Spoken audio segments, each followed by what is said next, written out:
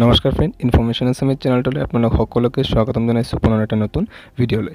আছাম ৰাইফলছৰ ফালৰ পৰা যি 1230টা নতুন পদ মুকলি হোৱাৰ কথা আছিল, টেকনিকেল আৰু নন টেকনিকেল, ইয়াৰ বাবে ইতিমধ্যে অনলাইন এপ্লাই ষ্টাৰ্ট হৈছে। আৰু ইয়াৰ বাবে কি কেনেকুৱা ধৰণৰ পোষ্ট আছে আৰু এডুকেশ্যনেল কোৱালিফিকেশ্যন ইয়াতে কি লাগিব, সম্পূৰ্ণ তথ্য কম সময়তে ভিডিঅ'টোত আলোচনা কৰিম ডিটেইলছত। গতিকে ভিডিঅ'টো প্ৰথমৰ পৰা শেষলৈ চাই থাকিব।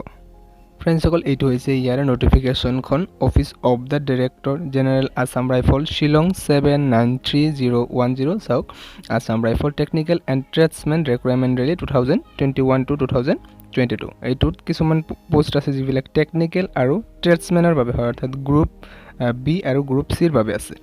আৰু ইয়াৰ বাবে এজ লিমিট, বয়সৰ সময়সীমাটো চাওক ইয়াতে যে cut off date and age limit 18 পৰা 23 বছৰ ইয়াৰ মাজত হ'ব লাগিব, অৰ্থাৎ 1 আগষ্ট 2021 তাৰিখে 23 বছৰতকৈ বেছি হ'ব নালাগিব।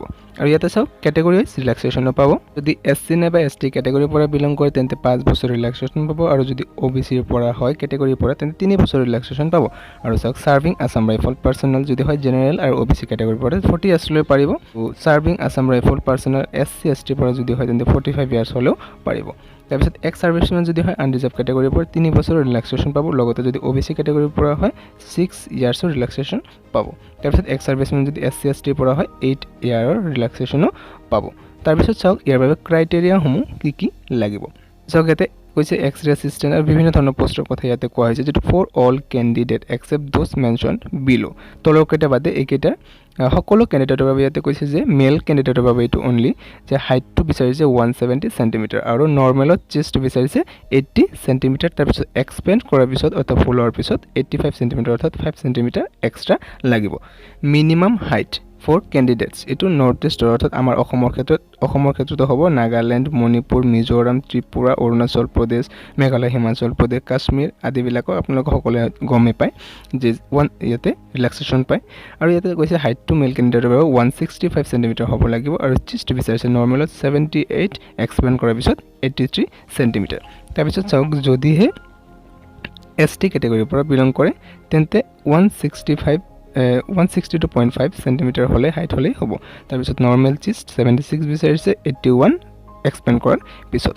তাৰপিছত চাওক, ইয়াৰ পিছত যিটো পোষ্ট আছে ইয়াৰ বাবে বিচাৰিছে সকলো কেণ্ডিডেটৰ বাবে, মেল কেণ্ডিডেটৰ বাবে বিচাৰিছে 170 চেণ্টিমিটাৰ আৰু ফিমেলৰ বাবে বিচাৰিছে 157 centimetre minimum height.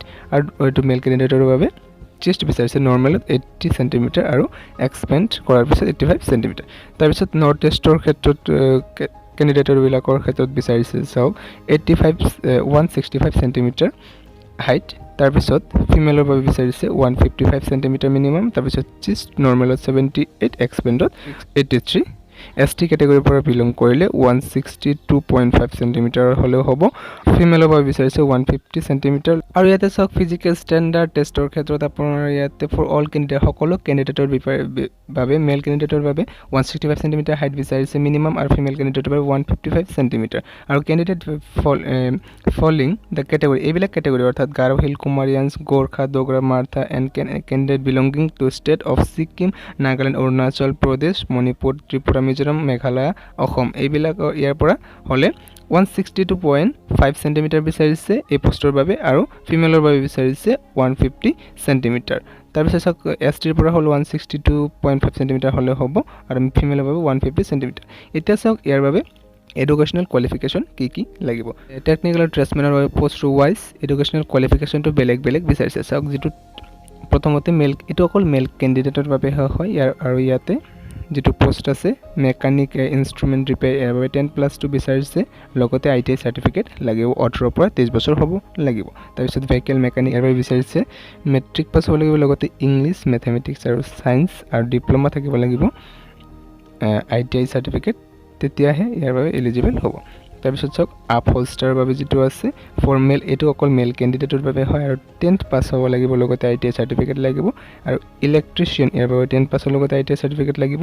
Trade plumber, ইয়াৰ বাবে আপোনাৰ 10 পাছ আৰু লগতে ITI চাৰ্টিফিকেট লাগিব, 18 পৰা 23 বছৰ হ'ব লাগিব। ছাৰ্ভেয়াৰৰ বাবে চাওক, অনলি মেল কেণ্ডিডেটহে হয়, 10th পাছৰ লগতে ITI চাৰ্টিফিকেট বিচাৰিছে।